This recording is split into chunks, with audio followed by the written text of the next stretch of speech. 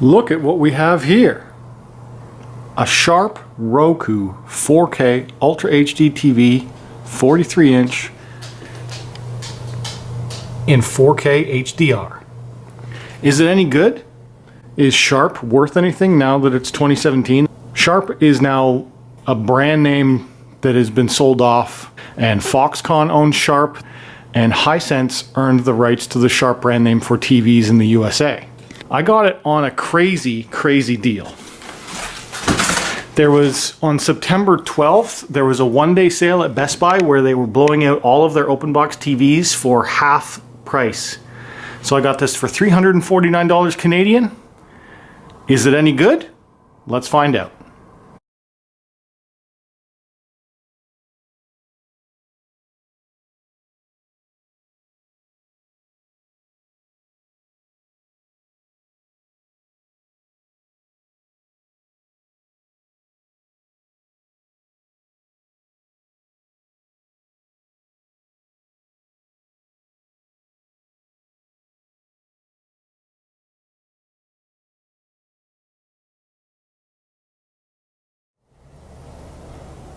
Here's how the TV looks in my display cabinet. Like I said, it's a 43-inch TV. It has very small bezels, which is a good thing. The bezels are very small. The one thing that is a bit of an issue though is how glossy the panel is. There is a lot of light coming in through the back window right now, but this TV is more glossy than my old TV. You do see a lot of reflections, so that's one downside. However, when the panel turns on, it's quite nice. 3, 2, 1, press the button. I've just powered the TV on. We'll show you how quickly it turns on. I'm also going to quickly turn off, and now we're already in the menu, and I've set it to default to turn to the antenna input. So I use over-the-air HD TV. And it's perfectly fine. It upscales to 4K internally through the TV, so it doesn't actually tell you what it's doing. But when you do change channels, it gives you information down at the display at the bottom of what the actual resolution is. How the TV tuner works within the TV is quite nice. You can press over, you can get a list of menus. There is a way for you to pause live TV. If you install a USB stick in the back of the TV, you can pause live TV for up to 30 minutes. Well, that was a funny pause point. So those are cool things. Things I don't like about the TV tuner, and a major downside to how we use television, is that if you bring up the information display to get what shows are on, there's no way for you to scroll through into the future on each channel to find out what show is on. So that's not great. And that's actually one of the major downsides to us for this TV, is that we cannot see on a guide what shows are coming up next. But most people who buy this TV will not be using over-the-air antenna like we do. Most people have a cable subscription or a service where you're getting that type of TV information. Now when you go into the menus, the biggest thing is that this is a Roku. It is essentially a Roku built right into this television. And it's a 4K Ultra version as well. So all of the apps work in 4K. There's a 4K Spotlight channel. YouTube works in 4K. Netflix works in 4K if you pay for it. So I can go into YouTube,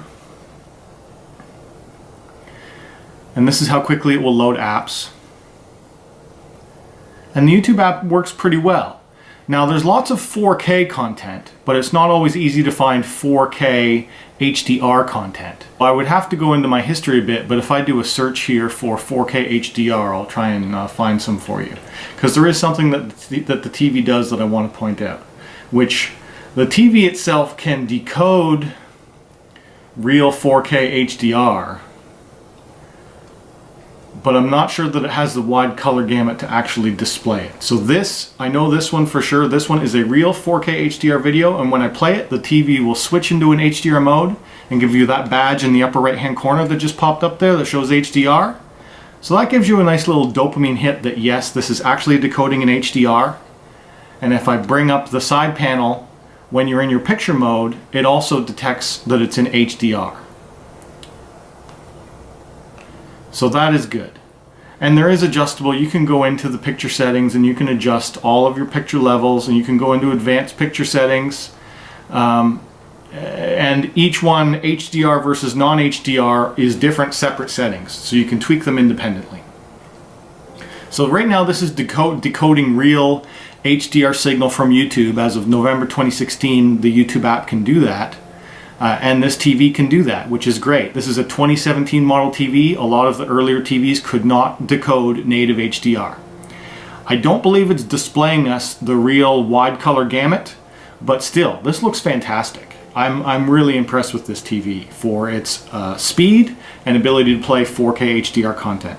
And then quickly, so right now I'm streaming a 4K HDR video, and if I quickly wanted to hop out of this and into another app, I just want to show you how quickly you can change apps. I hit the home button just then, and I'm just going to switch over to Netflix. I just want to show you how quickly this is happening. You know, it's fairly instant. I'm going to go out of Netflix. Whoops, oh, I hit the wrong button. Back to YouTube. Now it doesn't save your session, so it doesn't have a lot of memory. So when you leave an app and you return to an app, under most circumstances it resets. So that's a little bit of a downside, but it's to be expected as a built-in smart TV. As far as apps go, it has every app that a Roku TV has, so there's no issues there. Now that does mean that you do not get Kodi. If you want Kodi, you have to buy a Sony TV with Android TV built in. That's the only TV that I'm aware of that can natively do Kodi built in. So let me just show you some of the settings, because there's a couple things in here that I have tweaked to have screwed me up. So for network, it does have Wi-Fi built in, so you don't have to add a dongle for that. Now there was an issue with the TV inputs, and I believe I had to change for the audio settings. I was looking for how do I turn on ARC, audio return channel, and I was having a very hard time finding it, because I did initially disable the TV speakers, which I must say actually sounded pretty decent. Sound that came out of this TV for being a very budget model, probably the bottom of the barrel model 4K TV that has a brand name on it that you recognize. I was impressed by pretty much overall the quality of the whole TV. And in this setting, it shows you SPDIF and ARC. So SPDIF is your optical output, and audio return channel is the return channel that sends audio back up to your receiver or connected device through the HDMI cable. Even if this is on auto detect, ARC does not work until you specifically find ARC in the system and turn it on. So you have to go into system. I had to go into control of the devices, and in here I could turn on audio return channel. So the TV does everything, and once you turn it on and get it set up properly, it works great. And the reason why I use audio return channel is because I do have a surround sound system. And something that this TV does that my other TV did not do is this TV will pass through the full 5.1 Dolby Digital surround sound system through all inputs. It doesn't matter. My old TV was only through the coax input for over-the-air TV. This one, it works with everything. So it does have some great options. It has screen mirroring. It's like a Miracast or a AirPlay. Even when the TV's off, it appears in the Wi-Fi list as a Roku device. So anything you could stream to a Roku, you can stream to this TV. There's some really good things that I like about this TV, and then there's the two killer things that are making me gonna have to return it. So like I mentioned, there's the one issue, which is the TV guide, which is pretty much non-existent except for the one channel that you're watching. That most people won't care about. The thing that I care about is picture quality. This picture, as you're seeing it right now, is superb, excellent. I have absolutely no problems with how the TV looks when you are facing it straight on. My issue is that it's a VA panel. VA means vertical alignment of the pixels, and I'm used to an IPS TV, which was in-plane switching. So this VA panel looks amazing straight on.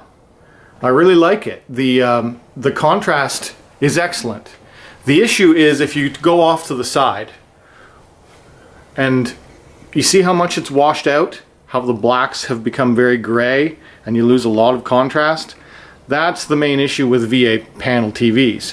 With my old TV, I could sit over here and watch it, and it would look great. And on this TV, it's particularly poor. Now, some people won't care about that, but for me, I do.